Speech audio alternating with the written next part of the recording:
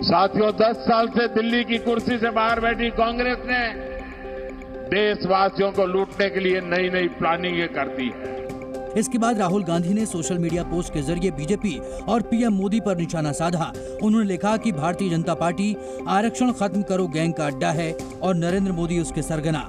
ये जो बीजेपी के लोग हैं ना, ये जो आरक्षण पर और कॉन्स्टिट्यूशन पर आक्रमण कर रहे हैं और इसको खत्म करने की कोशिश कर रहे हैं, ये बिल्कुल गलत है। ये हमें कभी नहीं होने देंगे। बीजेपी कांग्रेस दोनों एक दूसरे पर आरक्षण छीनने की मंशा का आरोप लगा रही हैं और इस बीच संघ प्रमुख मोहन भागवत ने भी आरक्षण पर अपना पक्ष रखा। कांग्रेस आरक्षण को लेकर बीजेपी पर हमलावर है, तो वहीं बीजेपी कांग्रेस के न्याय पत्र को लेकर जुबानी हमले कर रही है। केंद्रीय मंत्री अमित शाह ने राहुल गांधी पर लोगों को गुमराह करने का आरोप लगाया। राहुल गांधी निराधार झूठ बोल पूरा करने का काम कर रहे हैं। नरेंद्र मोदी जी ने पूरे देश के दलित, पिछड़े और आदिवासी भाई बहनों को गारंटी दी है, जब तक भारतीय जनता पार्टी है आरक्षण को कोई हाथ नहीं लगा सकता। वहीं आरएसएस प्रमुख मोहन भागवत ने भी कांग्रेस पर झूठा दावा करने का आरोप लगाया। एक वीडियो घूम रहा कि संघ वाले बाहर से तो बात ही अच्छे करेंगे, अंदर जाके कहते हैं आरक्षण का हमारा विरोध है, बाहर हम बोल नहीं सकते। अभी एकदम असत्य बात है, गलत बात है। जब से आरक्षण आया है तब से संविधान सम्मत सारे आरक्षण को संघ पूर्ण समर्थन देता है। और लोकसभा चुनाव के लिए आज कई दिग्गज नेता नामांकन करेंगे। उत्तर प्रदेश और बिहार में आज नामांकन को लेकर काफी हलचल रहेगी।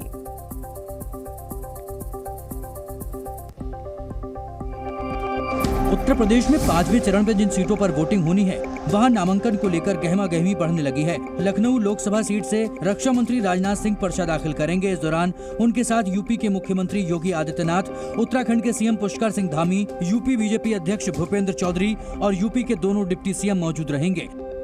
नामांकन से पहले बीजेपी शक्ति प्रदर्शन करेगी। सुबह 10 बजे लखनऊ से बीजेपी ऑफिस से रोड शो शुरू होगा। दोपहर 12 बजे कलेक्ट्रेट में राजनाथ सिंह नामांकन करेंगे। राजनाथ सिंह के अलावा केंद्रीय मंत्री स्मृति ईरानी भी आज नामांकन करेंगी। अमेठी लोकसभा सीट से स्मृति ईरानी तीसरी बार चुनाव लड़ रही हैं। 2019 में उन्होंने राहुल गांधी को मात दी थी। नामांकन से पहले रविवार को स्मृति ईरानी अमेठी में स्कूटी पर घूमती नजर आईं। इस दौरान उन्होंने लोगों से संवाद किया। बिहार की सारण लोकसभा सीट से आरजेडी उम्मीदवार रोहिणी आचार्य भी आज नामांकन दाखिल करेंगी। उत्तर पश्चिमी दिल्ली लोकसभा सीट से बीजेपी उम्मीदवार योगेंद्र चंदौलिया भी आज पर्चा भरेंगे। तीसरे चरण के चुनाव के लिए आज कौन सा नेता कहां जनसभा करेगा, 1 मिनट में देखिए हमारी रिपोर्ट। पीएम मोदी ने कल कर्नाटक में ताबड़तोड़ रैलियां की, तो आज वो महाराष्ट्र में जनसभाएं करेंगे। प्रधानमंत्री दोपहर 1 बजे सतारा में रैली करेंगे और शाम 7 बजे पुणे में जनसभा को संबोधित करेंगे। वहीं केंद्रीय गृह मंत्री अमित शाह आज बिहार और असम के दौरे पर रहेंगे। पहले बिहार के झंझारपुर और बेगूसराय में रैली करेंगे। इसके बाद असम के गुवाहाटी में रोड शो होगा। बीजेपी अध्यक्ष जेपी नड्डा आज कांग्रेस के गढ़ तेलंगाना में चुनावी ताल ठोकेंगे।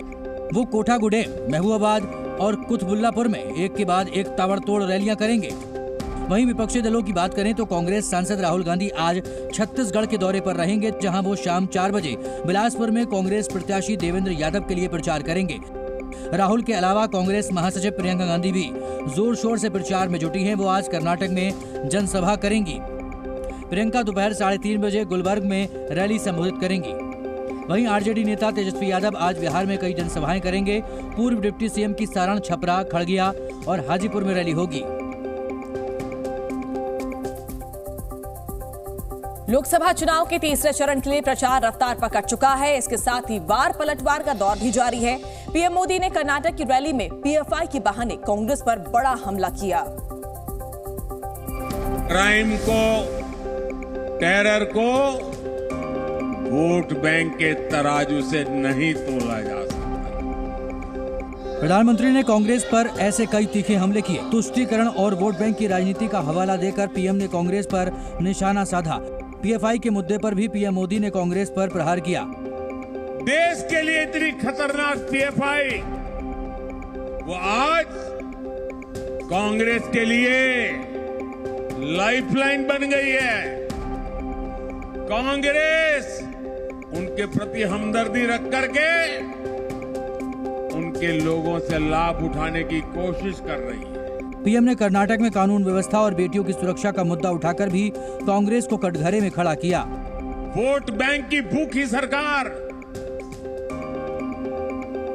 आपकी रक्षा नहीं कर सकती। मंगलसूत्र वाली बयानबाजी में अब एआईएमआईएम अध्यक्ष अजदुद्दीन ओवैसी की भी एंट्री हो गई है। हैदराबाद में एक चुनावी सभा के दौरान ओवैसी ने मंगलसूत्र का मुद्दा उठाकर पीएम मोदी पर हमला किया। तीसरे चरण का प्रचार तेज होने के साथ ही जुबानी जंग भी हावी होने लगी है। बयानों के जरिए विरोधियों को घेरने के लिए सभी दल पूरी ताकत लगा रहे हैं। ओवैसी ने मंगलसूत्र के मुद्दे पर पीएम मोदी को सीधे टारगेट किया। मैंने भी एक सवाल किया था, अब बोल रहे घुसपैठी आ गए, मंगलसूत्र छीन लेंगे हिंदू बहनों के गलों से। प्रधानमंत्री, मंगलसूत्र की अहमियत आपको कितनी हमको मालूम। अगर हम मुंह खोलेंगे तो बात बहुत दूर तक चले जाएंगी, बहुत दूर तक जाएंगी बात। हम खामोश बैठे हुए हैं, आपको बोल रहे हैं। ओवैसी ने बीजेपी पर नफरत की राजनीति को बढ़ावा देने का आरोप भी लगाया। माने मकसद एक ही है कि लफ्ज मुसलमान के ताल्लुक से हमारे हिंदू भाई बहनों में, दलितों में, ओबीसी में नफरत पैदा की जाए, इनका खौफ पैदा किया जाए। ओवैसी ने मुसलमानों को घुसपैठिया और ज्यादा बच्चे पैदा करने वाले करार दिए जाने को लेकर भी पलटवार किया। प्रधानमंत्री मोदी और कांग्रेस नेता राहुल गांधी के भाषणों को लेकर जारी नोटिस का जवाब दाखिल करने की आज आखिरी तारीख है। चुनाव आयोग ने दोनों नेताओं की पार्टियों को नोटिस जारी कर जवाब मांगा था। चुनावी सभाओं में अलग अलग भाषणों को लेकर चुनाव आयोग ने 25 अप्रैल को नोटिस जारी किया था। पीएम मोदी और राहुल गांधी के भाषणों को आचार संहिता के उल्लंघन की शिकायतों पर लोक प्रतिनिधित्व कानून 1951 के सेक्शन 77 के तहत नोटिस भेजा गया था। ये पहली बार है जब आयोग ने स्टार प्रचारक की जगह पार्टी अध्यक्षों को नोटिस जारी किया है। इसी के नोटिस का जवाब दोनों पार्टियों के अध्यक्षों को सुबह 11 बजे तक दाखिल करना होगा। पीएम मोदी ने 21 अप्रैल को राजस्थान के बांसवाड़ा में कांग्रेस के मैनिफेस्टो का हवाला देकर एक बयान दिया था, जिसमें उन्होंने कहा था कि कांग्रेस सत्ता में आई तो लोगों की संपत्ति को ज्यादा बच्चे वालों में बांट देगी। इस बयान की कांग्रेस ने शिकायत की थी, जिसके बाद इसी ने नोटिस जारी किया। राहुल गांधी ने 18 अप्रैल को केरल की चुनावी सभा में गरीबी बढ़ने की बात कही थी। उन्होंने ये भी कहा था कि 22 लोग भारत के 70 करोड़ लोगों से ज्यादा अमीर हैं। बीजेपी ने इस बयान को झूठा बताकर चुनाव आयोग से शिकायत की थी। पश्चिम बंगाल में चुनावी हिंसा थमने का नाम नहीं ले रही। नया मामला दार्जिलिंग से आया है। दावा किया जा रहा है कि जय श्री राम का नारा लगाने पर टीएमसी कार्यकर्ताओं ने बीजेपी कार्यकर्ताओं की जमकर पिटाई कर दी।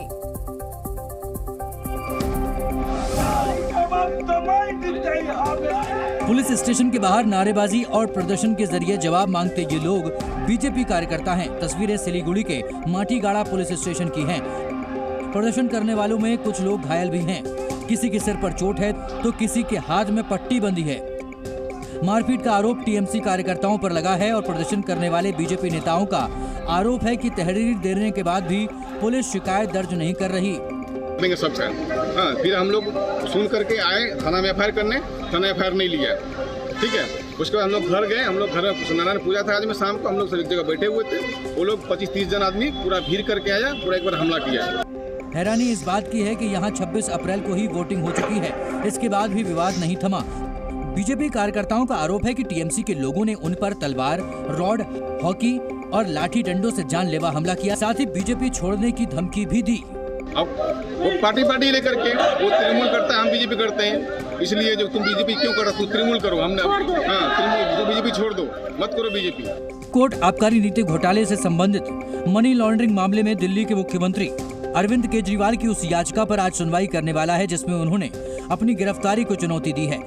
केजरीवाल ने अपनी याचिका में कहा है कि इस मामले में उनकी अवैध गिरफ्तारी स्वतंत्र और निष्पक्ष चुनाव और संघवाद पर आधारित लोकतंत्र के सिद्धांतों पर एक अभूतपूर्व हमला है। याचिका में दावा किया गया है कि आम चुनावों की घोषणा होने और आदर्श आचार संहिता लागू होने के 5 दिन बाद ईडी ने एक मौजूदा मुख्यमंत्री और राष्ट्रीय विपक्षी दलों में से एक के राष्ट्रीय संयोजक को अवैध रूप से गिरफ्तार किया। अरविंद केजरीवाल ने तर्क दिया कि स्वतंत्र और निष्पक्ष चुनाव के लिए लेवल प्लेइंग फील्ड सभी दलों और नेताओं का अधिकार है और उनकी गिरफ्तारी से आम आदमी पार्टी के लिए इस शर्त का उल्लंघन हुआ है। करीब 1 महीने से दिल्ली के मुख्यमंत्री तिहाड़ जेल में बंद हैं और वहीं से सरकार चला रहे हैं। आज उन्हें बेल मिलेगी या नहीं, सुनवाई के बाद पता चलेगा। तिहाड़ जेल में बंद सीएम केजरीवाल से आज उनकी पत्नी सुनीता मुलाकात नहीं कर पाएंगी। नियम के मुताबिक जेल प्रशासन इसकी इजाजत नहीं दी है। क्या है नियम, 1 मिनट में देखिए। तिहाड़ जेल अधिकारियों ने सुनीता केजरीवाल को अपने पति अरविंद केजरीवाल से मुलाकात की इजाजत नहीं दी है। सुनीता आज दिल्ली के मुख्यमंत्री से मिलने तिहाड़ जाने वाली थी, लेकिन वो मुलाकात नहीं कर पाएंगी क्योंकि जेल मैनुअल के मुताबिक 1 हफ्ते में सिर्फ 2 लोग ही किसी कैदी से मुलाकात कर सकते हैं। उसी के हिसाब से आज मंत्री आतिशी की मुलाकात का स्लॉट बुक है और कल यानी 30 अप्रैल को पंजाब के मुख्यमंत्री भगवंत मान ने केजरीवाल से मिलने के लिए स्लॉट बुक किया है। अब अगर सुनीता केजरीवाल अपने पति से मिलना चाहती हैं तो अगले हफ्ते मिल सकती हैं। ये बात आम आदमी पार्टी को बेहद नागवार गुजरी। पार्टी ने एक्स पर पोस्ट किया, लिखा कि मोदी सरकार के इशारे पर तिहाड़ जेल प्रशासन ने सुनीता केजरीवाल की अपने पति अरविंद केजरीवाल से होने वाली मुलाकात रद्द कर दी। मोदी सरकार अमानवीयता की सारी हदें पार कर रही है। एक निर्वाचित मुख्यमंत्री के साथ आतंकवादियों जैसा व्यवहार किया जा रहा है। तिहाड़ जेल सूत्रों के मुताबिक किसी की मुलाकात कैंसिल नहीं की गई है। जेल मैनुअल के हिसाब से चलती है।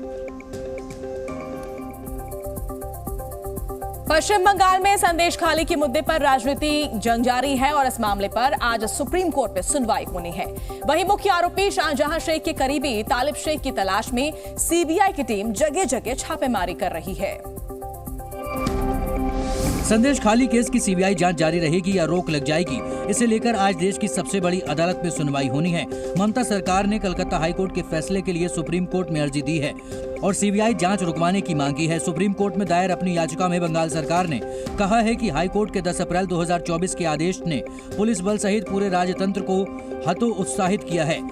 कलकत्ता हाईकोर्ट ने एक बहुत ही सामान्य आदेश में राज्य को बिना किसी दिशा निर्देश के सीबीआई को सहायता प्रदान करने का निर्देश दिया है, जो राज्य पुलिस की शक्तियों को हड़पने का सामान है। संदेश खाली के मुद्दे पर बंगाल में पहले से ही सियासत हो रही है। इस बीच शाहजहां शेख के करीबी तालिब शेख के घर हथियार मिलने के मुद्दे पर भी कई सवाल हैं। तालिब शेख फरार है, लेकिन उसकी पत्नी का दावा है कि उन्हें जबरन फंसाया जा रहा है। अबू तालिब शेख के वाइफ का कहना है इसी बक्सा से सीबीआई अधिकारिक ने सारे फायर आर्म्स बोमा यहाँ से रिकवरी किया है, लेकिन उनका कहना है जे उनको घर पे किसी ने ये सामान रख दिया है, उनको फंसाया गया है। पश्चिम बंगाल में 24,000 शिक्षकों की भर्ती रद्द किए जाने के मुद्दे पर आज सुप्रीम कोर्ट में सुनवाई होगी। कलकत्ता हाईकोर्ट के फैसले को ममता सरकार ने सुप्रीम कोर्ट में चुनौती दी है। पश्चिम बंगाल में 24,000 शिक्षकों के भविष्य का क्या होगा, इस पर अब सुप्रीम कोर्ट सुनवाई करेगा। कलकत्ता हाईकोर्ट के फैसले के खिलाफ ममता सरकार ने सुप्रीम कोर्ट में गुहार लगाई है। सरकार ने अपनी याचिका में कहा है कि हाईकोर्ट के फैसले से स्कूलों में एक बड़ा शून्य पैदा हो जाएगा। याचिका में ये भी कहा गया है कि एचसी का फैसला तथ्यों की अनदेखी करके लिया गया है। इससे पहले 22 अप्रैल को कलकत्ता हाईकोर्ट ने 2016 में की गई शिक्षण और गैर शिक्षण कर्मचारियों की लगभग 24,000 नियुक्तियों को रद्द कर दिया था। इसके साथ हाईकोर्ट ने भर्ती को अवैध बताते हुए इन कर्मचारियों को अपना वेतन वापस करने का आदेश दिया था। वहीं पश्चिम बंगाल स्कूल सर्विस कमीशन के चेयरमैन सिद्धार्थ मजूमदार ने दावा किया है कि उन्होंने कोर्ट में 5300 अयोग्य शिक्षकों के बारे में हलफनामा दिया था। 5300 ये डिस्प्यूटेड कैंडिडेट्स का लिस्ट ये है ऑनरेबल कोर्ट के पास। नंबर है लगभग 5300। इसके अलावा जो कैंडिडेट्स हैं वो परफेक्ट कैंडिडेट्स है, इसको सर्टिफाई कोई नहीं कर सकता। मनी लॉन्ड्रिंग मामले में जेल में बंद झारखंड के पूर्व मुख्यमंत्री हेमंत सोरेन की याचिका पर सुप्रीम कोर्ट में सुनवाई होगी। वहीं उनकी पत्नी कल्पना सोरेन आज विधानसभा उपचुनाव के लिए नामांकन दाखिल करेंगी। ईडी की कार्रवाई और गिरफ्तारी के खिलाफ झारखंड के पूर्व सीएम हेमंत सोरेन की ओर से दाखिल याचिका पर आज सुप्रीम कोर्ट में सुनवाई होगी। हेमंत सोरेन मनी लॉन्ड्रिंग मामले में करीब 3 महीने से जेल में बंद हैं। उन्हें 31 जनवरी को ईडी ने गिरफ्तार किया था। इसके फौरन बाद हेमंत सोरेन ने अपनी गिरफ्तारी के खिलाफ रांची हाईकोर्ट में रिट दाखिल की थी, जिस पर 28 फरवरी को acting chief justice S Chandrashekhar और नवनीत कुमार की बेंच ने सुनवाई पूरी करने के बाद फैसला सुरक्षित रख लिया था। अब तक इस पर कोई फैसला नहीं आया है। ऐसे में हेमंत सोरेन ने सुप्रीम कोर्ट में अर्जी दाखिल कर गुहार लगाई है कि फैसले में देरी से वो लोकसभा चुनाव का प्रचार नहीं कर पा रहे हैं। वहीं दूसरी तरफ हेमंत सोरेन की पत्नी कल्पना मुर्मू सोरेन आज गिरिडीह जिले की गांडी विधानसभा सीट से उपचुनाव के लिए नामांकन दाखिल करेंगी। इस दौरान झारखंड के पूर्व मुख्यमंत्री चंपाई सोरेन के अलावा गठबंधन के कई नेता भी मौजूद रहेंगे। हेमंत सोरेन के इस्तीफे के बाद ये सीट खाली हुई है और लोकसभा चुनाव के 5वें चरण के साथ 20 मई को यहाँ वोटिंग होगी। राजस्थान के कोटा में रहकर मेडिकल की तैयारी करने वाले एक और छात्र ने मौत को गले लगा लिया, तो वहीं नीट की तैयारी कर रही छात्रा कई दिनों से लापता है, जिसकी तलाश की जा रही है। कोचिंग नगरी कोटा सुसाइड सिटी बनता जा रहा है। यहाँ से लगातार छात्रों के खुदकुशी के मामले सामने आ रहे हैं। ताजा मामला लैंडमार्क सिटी के उत्तम रेसिडेंसी हॉस्टल का है, जहाँ नीट की तैयारी करने वाले 20 साल के छात्र सुमित ने फांसी लगाकर आत्महत्या कर ली। सुमित हरियाणा का रहने वाला था। रविवार सुबह सुमित का नंबर बंद होने पर परिजनों ने हॉस्टल वार्डन से संपर्क किया। जब वार्डन ने कमरे का दरवाजा खोला, देखा तो सुमित कमरे के पंखे से लटका हुआ था। हैरानी की बात यह है कि कमरे में एंटी हैंगिंग डिवाइस नहीं लगी हुई थी। अगर डिवाइस लगी होती तो शायद सुमित की जान बच सकती थी। इस बीच एक और छात्रा कोटा से पिछले कुछ दिनों से लापता है। अब पुलिस की तरफ से सुसाइड की आशंका जताते हुए चंबल नदी में तलाश शुरू की गई है। सिविल डिफेंस और गोताखोरों की टीम लापता छात्रा की तलाश कर रही है। जानकारी के मुताबिक उत्तर प्रदेश के कुशीनगर की तृप्ति सिंह के 23 अप्रैल को लापता होने की सूचना मिली थी। पता चला है कि वो 21 अप्रैल को अपनी परीक्षा देने गई थी, लेकिन तब से वापस नहीं लौटी।